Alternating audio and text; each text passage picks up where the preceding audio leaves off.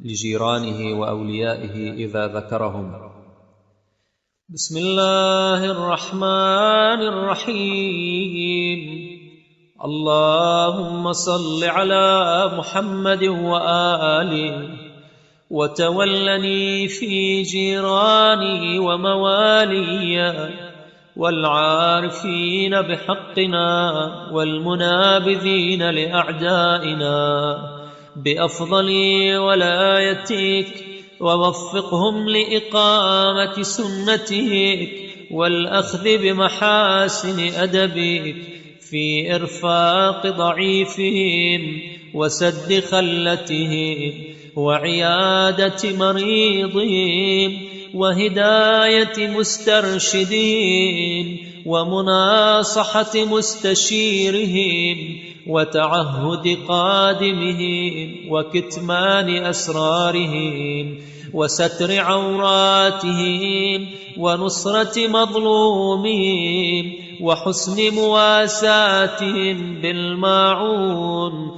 والعود عليهم بالجداء والإفضال وإعطاء ما يجب لهم قبل السؤال، واجعلني اللهم أجزي بالإحسان مسيئهم وأعرض بالتجاوز عن ظالمهم، وأستعمل حسن الظن في كافتهم، وأتولى بالبر عامتهم، وأغض بصري عنهم عفا، وألين جانبي لهم تواضعا، وأرق على أهل البلاء منهم رحمة، وأسر لهم بالغيب مودة، وأحب بقاء النعمة عندهم نصحا، وأوجب لهم ما أوجب لحامتي،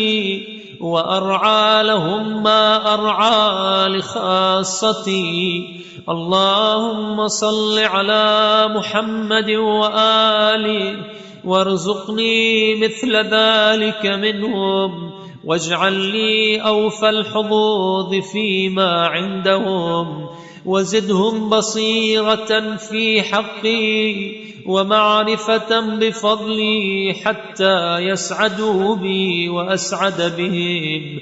آمين رب العالمين. وصلى الله على سيدنا محمد وآله الطاهرين.